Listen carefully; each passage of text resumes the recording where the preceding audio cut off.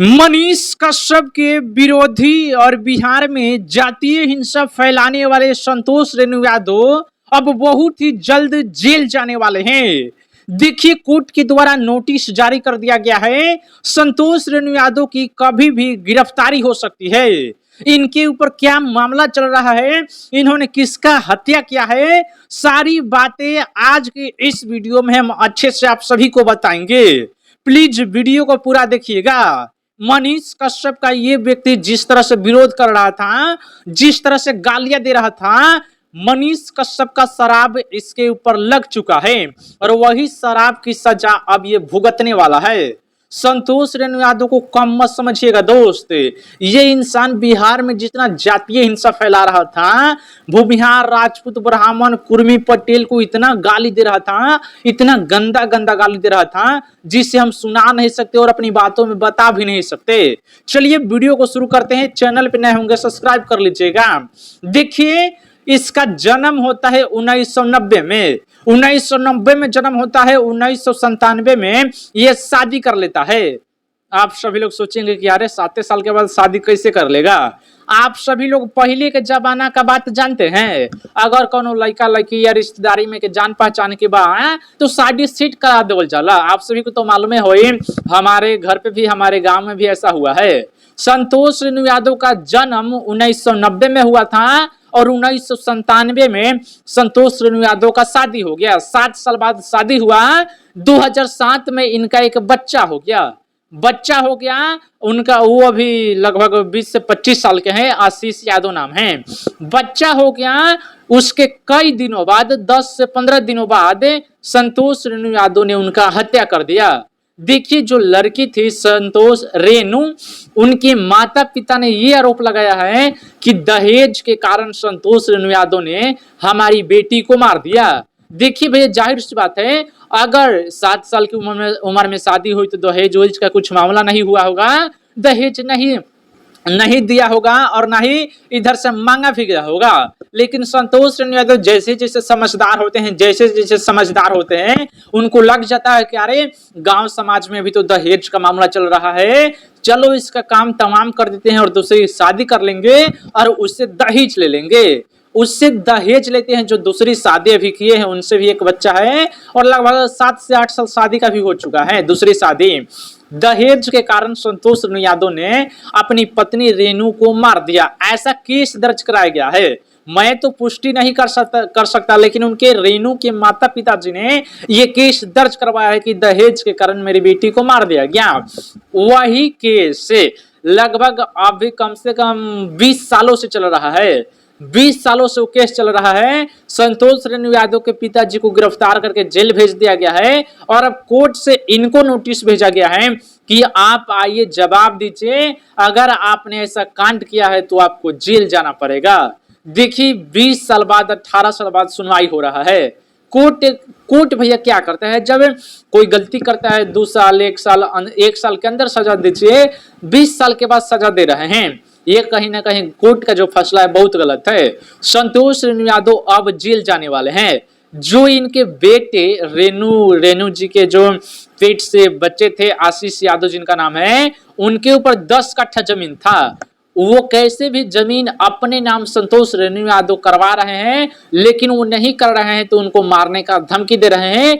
ये भी केस एक दर्ज हुआ है और मामला यही है, दहेज का मामला है। संतोष रेणु यादव लोभी है इंसान, मालूम होगा कि पैसा के लिए कुछ भी कर सकते हैं। पूरा मामला यही है और कोर्ट ने उनको नोटिस भेजा है। इनको गिरफ्तारी देना पड़ेगा। इनके पिताजी को गिरफ्तार करके कई दिनों से जेल भेजा गया है। लगभग 1 महीना हो गया है। ये इंसान बहुत चालाक है, पैसा के लिए कुछ भी कर सकता है। देखिए, इन्होंने मनीष कश्यप के बारे में क्या क्या नहीं बोला था। मनीष कश्यप की माताजी को ये इंसान बोल रहा था, ये और विकास राज है कि कैसे केकर पेट से ही जन्म ले लिया है पक्का, मतलब अनाम सनाम नाम धर धर के प्राइवेट पार्ट का नाम रख के संतोष रेणु यादव गालियां दे रहे थे। मनीष कश्यप की बहन को गाली दे रहे थे।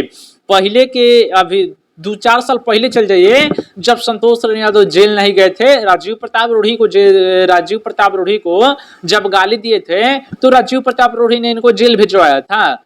जेल से आने के बाद कुछ सुधरे सुधरे लग रहे हैं, लेकिन उससे पहले ये ऐसा सा काम करते थे कि आप सभी लोग पूरा बौखला जाएंगे। भूमिहारों की बहन को इतना गंदा गंदा इन्होंने गाली दिया है, राजपूत की बहनों को इतना ने गंदा गंदा गाली दिया है, समझिए सुना नहीं सकते और बोल भी नहीं सकते, वैसा कभी उपयोग भी नहीं कर सकते जिस तरह से ये मीडिया में आके बयान दे रहे थे, छोटे छोटे चैनलों पर आके बयान दे रहे थे। संतोष यादव पहले ऐसे इंसान थे, इतना घटिया इंसान, इतना खराब इंसान है, और पहले जब खराब इंसान थे तभी उन्होंने अपनी पत्नी के साथ ऐसा कांड किया, उनका जीवन तमाम कर दिया और दूसरी शादी कर लिया, और वही पैसा से जो 10 कट्ठा जमीन था, वो 10 कट्ठा से ज्यादा था, और बेच के पटना में फ्लैट खरीद के रहते हैं और एक स्कॉर्पियो खरीद के रखते हैं। तो अब संतोष रेणु यादव का कहना है कि हम चुनाव लड़ रहे हैं तब नोटिस से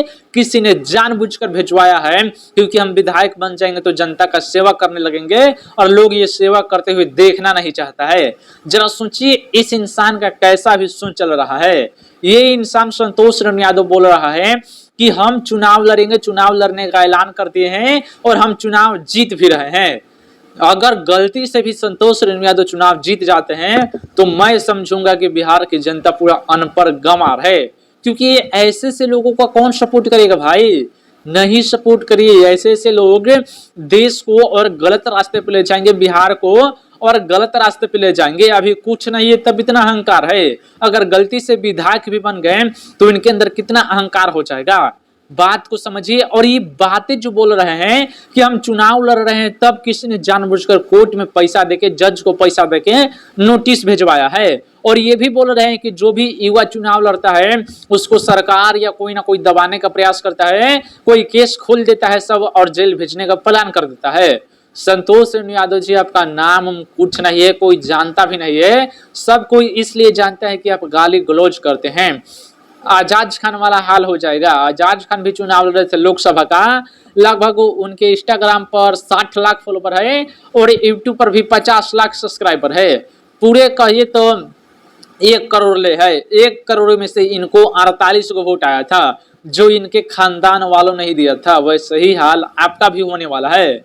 यह दुवंशी भाइयों से विनती है कि ये इंसान जातीय हिंसा फैलाने वाला है, समाज को तोड़ने वाला है। अगर वोट ही देना है यादव जाति के लोगों को ही वोट देना है तो अच्छे लोगों को वोट दीजिए, बोलिए कि आप खड़ा होइए, हम आपको वोट देंगे। पर ऐसे इंसान जो संतोष यादव जैसा, जो दिन दहाड़े गाली गलौज, किसी को धमकाता है, किसी को मारने का धमकी देता है, वैसे लोगों को सत्ता में ना लाइए।